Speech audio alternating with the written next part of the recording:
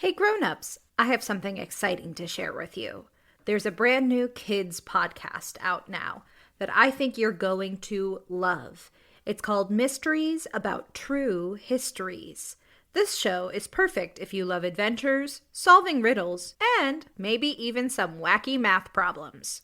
But I need a little help from some new friends to tell you more. Max and Molly, take it away. From the creators of Who Smarted, Starglow Media, comes a brand new podcast called Mysteries About True Histories. Does that sound serious enough? Max, we only have 30 seconds for this promo. Just tell them how your mysterious aunt recruited us into a secret order of problem solvers who travel time and have epic adventures. I don't have to. You just did. Catch new episodes of Mysteries About True Histories every Thursday on Apple Podcasts or wherever you listen to podcasts.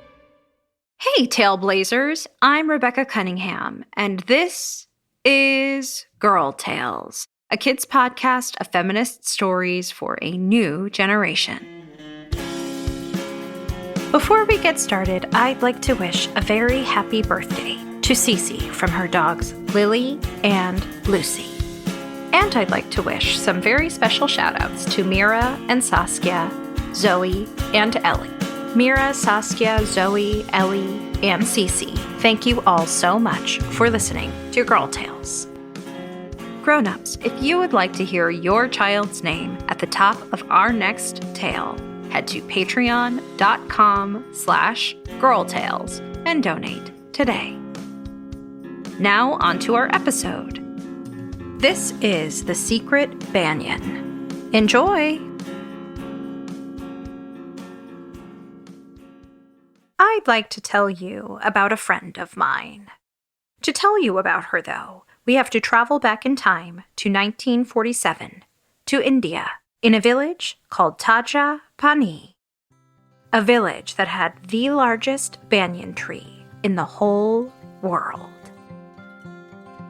A banyan tree is a tree that not only grows tall, it also grows wide. And the Great Banyan in this village covered 3.5 acres. Underneath its large glossy leaves and in between its knotty roots, the villagers sought shade from the sun, whispered secrets, told jokes, and set up a market where they sold everything from garam masala to saris of every color.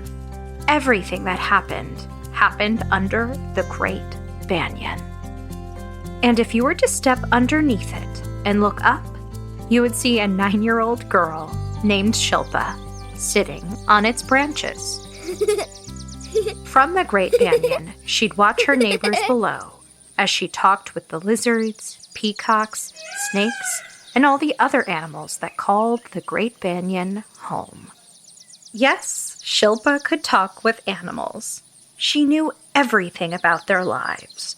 What they ate that morning, who was in love with who, and who was fighting. The animals in the Great Banyan were her best friends. Shilpa didn't live in the Great Banyan, of course. She lived in a home with her parents just up the path in Tajaa Panee. Shilpa loved where she lived. As far as she was concerned, there was no village on earth like her village. She would live there forever if she could. But, unfortunately, that would not be the case for Shilpa. Because in August of 1947, a tumultuous event occurred. Tumultuous means a feeling of fear and chaos. You see, Shilpa's country, the place she and her family called home, was being divided into two. And with her home, her village, her country being divided, everything inside of that was divided too. And her family was no exception. Shilpa's parents made a quick decision, a decision that I can assure you was made out of love. They didn't know what would come next, and they wanted what was best for Shilpa. So they sent her to live with her uncle, Ashwin Singh, in America. And Mr. Singh lived in a little town I think you know very well, Freshwater. Now, I never met Ashwin Singh. He lived in Freshwater before I moved here. But if you were to look out of the window from my home, you could see a very, very large house at the top of a large hill that looks over our whole town. In 1947, there were no trees or plants around the house, just a cold, solid gray building. And that's where Ashwin Singh lived, and seldom left. As you can imagine, leaving her parents, her village, and her home was the hardest thing Shilpa had ever done. The Great Banyan and her animal friends were her whole world. What would she do without them? It was all so unfair, and it filled Shilpa with a great sadness and anger. She felt as if she couldn't control anything in her life, except maybe one thing: her voice. She swore she would never speak again unless she found herself back in Tajaa Panee.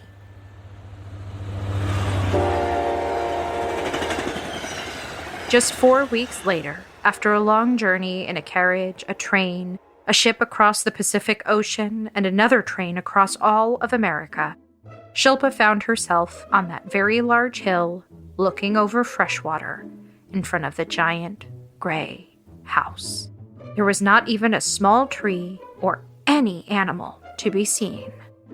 This was awful. A very tall man in gray clothes greeted her. "Hello," he said solemnly. It was Ashwin Singh, her father's elder brother, her Tajaa. Shilpa looked up at him, squinted her eyes, and said, "Nothing." "Very well then. I prefer not to talk. This way, please," he said as he grabbed her suitcase and made his way through a great hall. Shilpa followed behind, her footsteps echoing throughout the house. The house, as I said earlier, was enormous, but it was as cold on the inside as it was on the outside. You could see the dust drifting down as the sun tried its best to shine through the windows. It was as if no one had lived there, even though Shilpa was fairly certain her uncle did. As she followed him up the steps, she noticed on each wall was a mural. That surprised Shilpa. There was hardly any decoration elsewhere. She was moving quickly past the murals, but she did get the chance to notice how detailed they were. Almost beautiful. But they were faded and gray just like the rest of the house, and she couldn't quite figure out what the paintings on the wall actually were. As they reached the top of the stairs, her uncle turned to her. He pointed to the left. "You are not to enter this wing of the house. It is strictly off limits." Then he pointed to the right. "Follow me this way. And then he opened the door to a room. This is where you will sleep. I will bring you a cup of chai and some food in a few minutes. I imagine you're hungry after your trip. I expect quiet in this house, Shilpa. Please keep the noise to a minimum. Good day." And he closed the door and left her there. This was awful. Shilpa looked around the room. It was as gray and barren as the rest of the house. There were more murals on these walls too, but again, she couldn't quite figure out what they were. In that moment, Shilpa remembered how far away she was from her home, from her banyan tree, and from her parents. She began to weep. She dragged herself to a bed in the corner of the very large room and cried herself to sleep, even though it was the middle of the day. She woke only when she heard her uncle leave her food and her cup of chai outside the door. But she was in no mood to eat, so she fell back asleep. Shilpa stayed in that bed for days, refusing to eat, refusing to speak, refusing to leave. The food piled up outside of her door, and sometimes her uncle would knock and ask if she was all right. She'd roll over in bed and keep quiet, never answering him. From time to time, Shilpa would wake and look out the window. She would see the town down below, but the vast area around the house was empty. It was the very opposite of Tajaa Panee. Feeling defeated and lonely, she would fall back asleep. Then one night, her life in this house that was full of nothing suddenly changed with a tap on her bedpost. Shilpa woke with a fright and opened her eyes. The room was dark and she couldn't quite make out what was making the noise. She lit a candle next to her bed. Was she hallucinating? Because there on her bedpost was a little bird. "So you are real," the bird said. "The other birds told me a little girl moved in here, but I didn't believe them. No one else has been here but Mr. Singh since... Well, since when?" Shilpa almost asked, but she caught her tongue and remembered her oath to never speak again, unless she was in India. "Oh, you don't talk, I guess. But I know you can understand me, can't you?" Shilpa stayed silent. "Well, that's no trouble. I'm happy to do all the talking. I'm Porvi. Welcome to Singh Estate. That's the name of this house, you know." Shilpa shook her head. "Oh, you didn't know? Well, now you do. Mr. Singh built it with his own 2 hands. There used to be grand parties here that all of the animals and people in Freshwater would attend. They'd last until the wee hours of the morning. It was marvelous. That is, until, well..." Again, Shilpa wanted to know what the bird was talking about. There were parties here? In this drab house? Why did they stop? Her curiosity almost got the best of her, but she remained silent. As those questions ran through her head, Porvi flew out of the room and down the hallway. Shilpa grabbed her candle and chased after her. As she ran, she noticed they were entering the left wing of the house, where her uncle had said never to enter. Somehow, the light from her candle started to grow larger and larger until it filled up the entire wing. All around her, the murals started to come to life. Intricate paintings with colors Shilpa was quite familiar with. They were paintings of Tajaa Panee. It was almost like she was back there. Then Porvi flew over and landed on something that wasn't there before. Shilpa held her candle up to it. She really must have been hallucinating now. Shilpa reached out and touched it. It was a tree branch. And as the light grew, the branch grew into a tree which grew into a banyan that was almost identical to the great banyan in Tajaa Panee. How could this be? The tree grew wider and wider, and Shilpa could feel the sunshine on her skin and hear the animals start to chirp and hiss and growl. "Come follow me," she heard Porvi cry out as she flew through the banyan's branches. The tree was growing up and out of the house. Shilpa swung, climbed, and ran underneath the banyan, trying to keep up with Porvi. She started to laugh. It was the first time she heard herself laugh since leaving India. They finally made it to a little spot where they could both sit. They looked out over the horizon, but it wasn't Tajaa Panee as Shilpa had hoped. It was Freshwater, a town she knew nothing about. Shilpa could see the townspeople and the animals that wandered around, enjoying each other's company, helping one another, going about their daily life. It reminded her of Tajaa Panee in many ways. "You can see them, but they can't see you," Porvi said. "The banyan tree is a secret, and you can only reach it through Singh Estate." "But how did it get here?" Shilpa finally let the words slip out. "So you do talk," Porvi said back. "Well, you see, there used to be a Mrs. Singh, Anisha. She died 10 years ago, and Mr. Singh has been devastated since. He never leaves the house, and he never has guests. He's let Singh Estate fall to ruins. Mrs. Singh is the one that painted the walls. She's the one that threw the parties." "She painted them to look like Tajaa Panee," Shilpa said to Porvi. "That's right.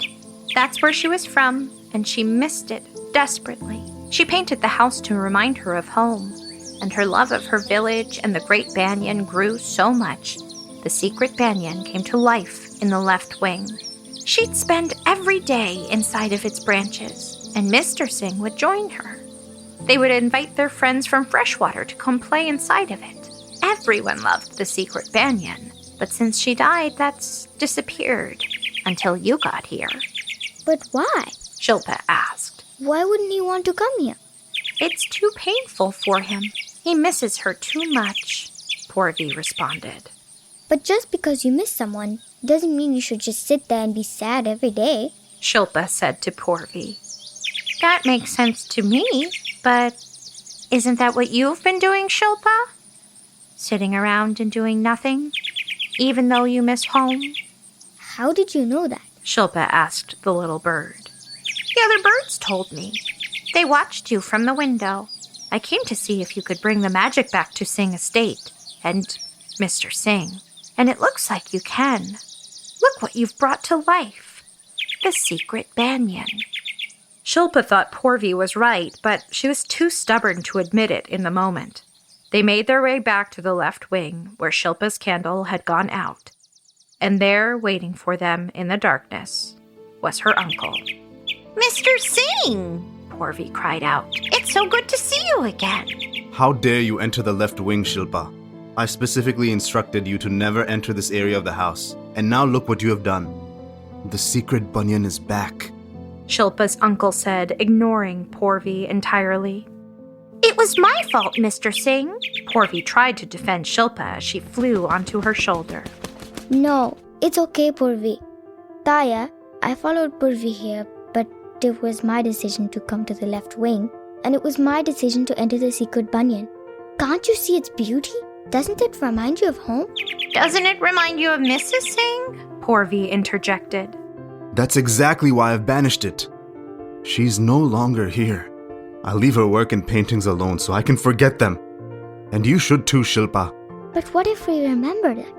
What if we miss them in our hearts and we still go on? Shilpa asked him. She took a deep breath and said, Will you come with me into the Secret Banyan? He stood there quietly, not answering. Shilpa lit the candle, and again the Secret Banyan grew. She grabbed his hand, and she carefully pulled him through the banyan. Together with Porvi, they spent the morning talking with animals and swinging from the branches. Mr. Singh wept with joy, remembering his wife. Shilpa smiled at her uncle. She still yearned for her parents, but she would write to them later that day and tell them everything that happened to her, how she discovered the Secret Banyan, that her aunt left her to enjoy. Slowly, things started to change around the Singh estate. The Secret Banyan was no longer hidden in the darkness. The murals around the house came to life again, and trees and flowers started to grow around the house. The birds, frogs, mice, snakes, foxes that used to live there all came back to live around the house. Eventually, Shilpa's parents moved to Freshwater too, and when she grew up, Shilpa raised her own children at the Singh estate. Now that things are better in India, Shilpa goes back to Tajaa Panee at least once a year. She climbs up the banyan tree with her family, where they sit together, talking to the animals and resting in the cool shade of the great banyan.